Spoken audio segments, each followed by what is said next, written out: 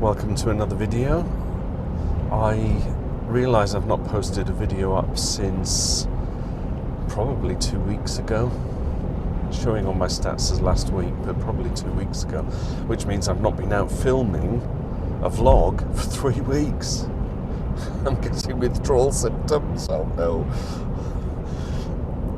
The thing is, right, if you don't do it enough, you get out of the habit.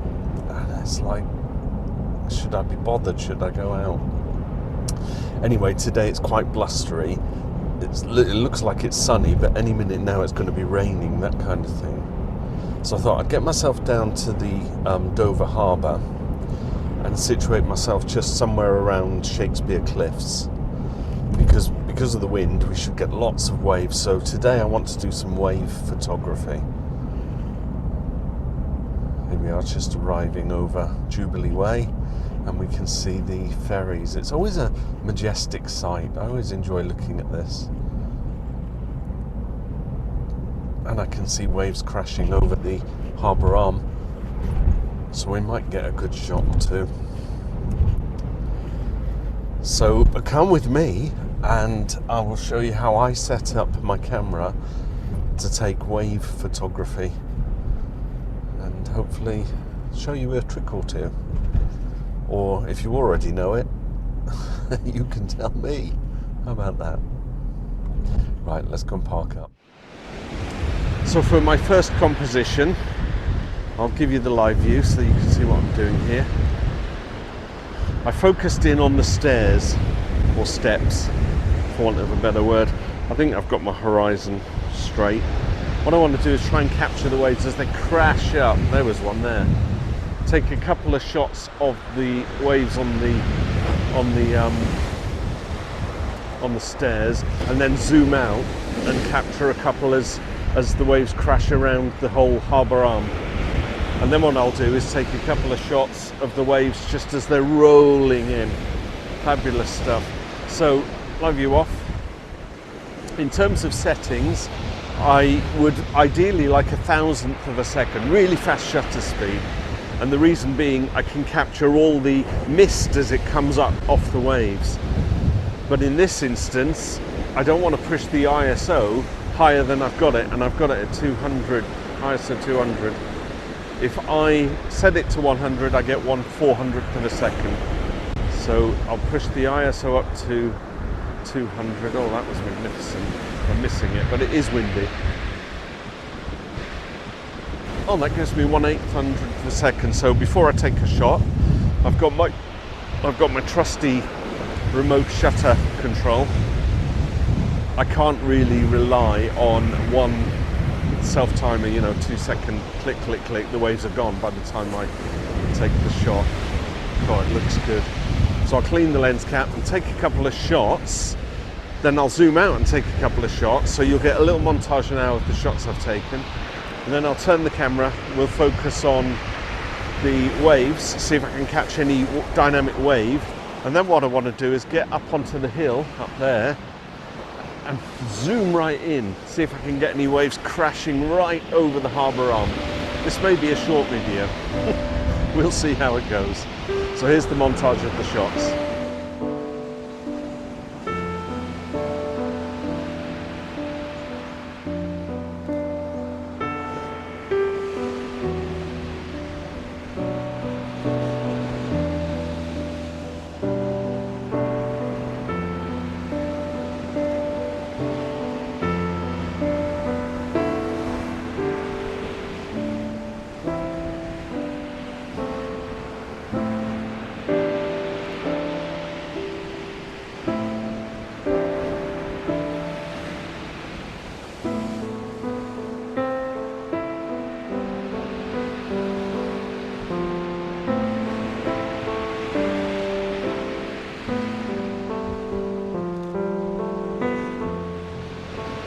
Got some epic wave shots there, I think. What I'm going to do is move a little closer to the edge of the wall. You can see the edge of the wall here.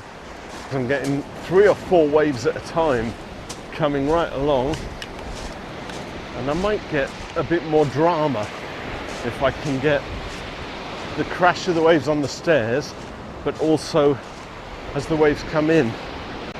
I think there's an old rule, whether it's a folklore or fisherman's tale, but every 6th or 7th wave is the big one. So yeah, let's have a look, see if I can set up here. Whoa, lovely, lovely, lovely. I'm seeing it all happen before my very eyes. Let's put you in front there so you can see me. And what I'll do, I'll give you my perspective. This will be the composition. So let's go into live view. So I've got the whole harbour arm coming around here. Let's bring it in. Leading line, if we're doing 2/3 for wave photography. But I got the leading line of the harbour arm covering the 1st and 2nd, 3rd, and just the empty sea on the other side. Was there a Wilbur Smith book called Hungry as the Sea? I read it 3 or 4 times in my teenage years. I thought it was rather good, recentering you. So I'll give the lens a little clean. I love how this follows me around. Hello gimbal, you're like a little robot, aren't you? That's clean. Oops, I'm over here, come on. Right, so that's my live view. You can see the waves are just crashing around. If I can get a nice turning wave in the foreground, as we've just seen here, but also get one splashing up on the stairs, that might make my day. Live view off. Oh, just as I said it, live view off. I can push to 1,000th of a second here, f7.1. Can I push it to f8? A little too bright, but I might be able to handle that in post-processing.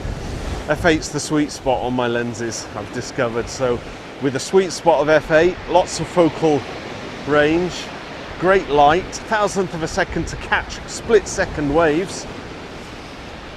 So I'm going to take a few shots, all with this trigger, which is falling apart at the seams. Had to bind it with sellotape.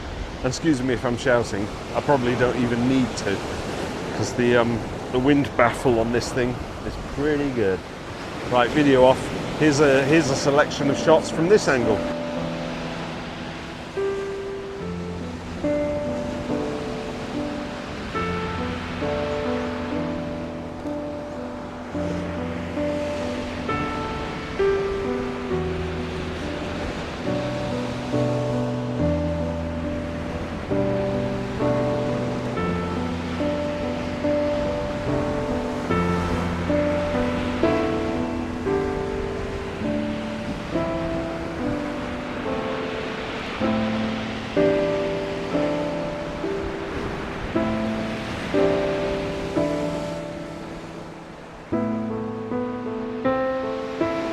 As the waves are rolling in here, we're going to try and capture a couple of the swells, as well as, oh look at that one there, that's amazing.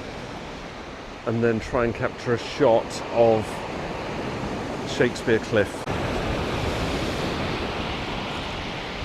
So this is going to be very quick because I'm actually facing into the sea mist. So what I've got to do is find a wave, lock in my focus so that I don't have to worry that, you know, we're not doing autofocus on this exercise. So zoom out a little. Oh, there's some majestic waves going on. Do you want to see the live view? So I'll show you what I've got. It could be the beaches of California.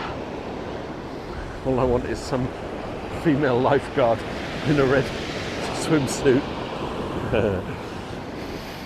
Right, let's have a look. Where shall I focus in on?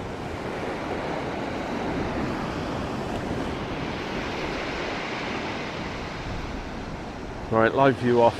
So what I'm going to do, I've locked my focus in, and I'm still 1,000th of a second. It's really good. So it'll be a case of when I see the wave I want coming in, remembering that every 6th wave is the big one. I'm at about 25, 20 mil. There's no definition, it's just a bit of beach. Straighten the horizon up.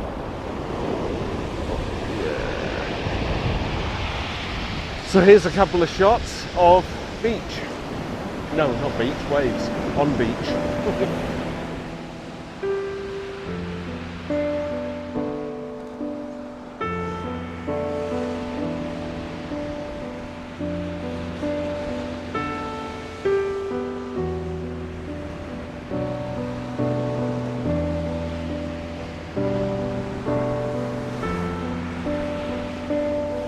I'm putting the video back on, give you a running commentary. It is just going crazy out there. I feel like I'm missing the best waves. They seem to be closer to me because I'm getting the spray. Let's zoom out a little. Yeah, actually, if I do a widest angle as I can then crop in and do some zooming in with the image editing.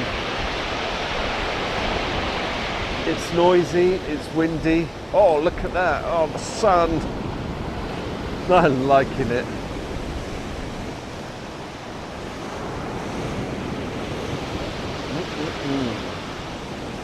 Oh, big waves. Ooh, yes. Right, video off, no more running commentary. I'll take a couple of shots, I'll give you a montage, and then I'm going to take a couple of shots of Shakespeare Cliff. Have a look. Shakespeare Cliff up in the distance there. And then the next time you see me after the montage, I'm going to be up on the hill trying to zoom down on the harbour arm. Cool.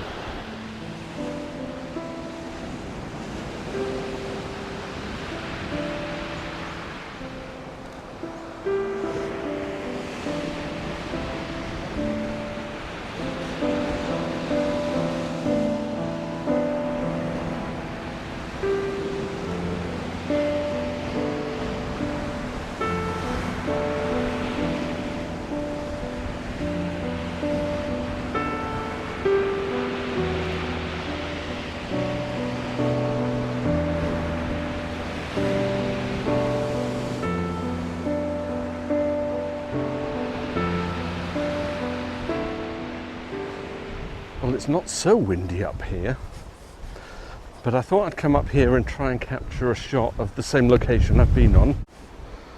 So there you can see the harbour arm. Whoop, as I fall down a gap. And just there I was stood down there taking photographs. Had it been windier and wavier, I'd have had the waves crashing right over the arm. You just saw one splash there.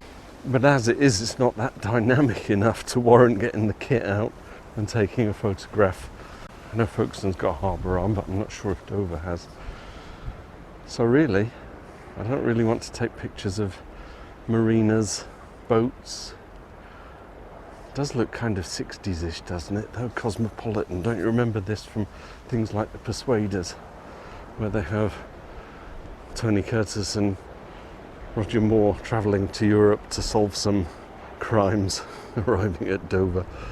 So there's a view of Dover for you.